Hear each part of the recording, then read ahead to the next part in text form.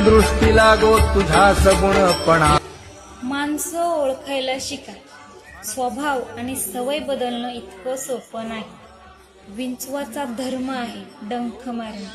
त्याला कितीही प्रेमाने हात फिरवा, तो बदलणार नाही. त्यामुळे अशा लोकांकडे दुर्लक्ष करा. आदर सर्वांचा करा, पण मनात आणि घरात जागा सर्वांना देऊ नका. अशा लोकांपासून जेवढं लांब राहाल तेवढं मनशांतीसाठी, आरोग्यासाठी चांगलं आहे. चिखलात दगड मारला तर चिखल आपल्याच अंगावर उडेल. म्हणून अशा लोकांना दुर्लक्ष करून जास्तीत जास्त नामस्मरणात व्यस्त राहा. रामकृष्ण. दृष्टी लागो तुझा सगुणपणा.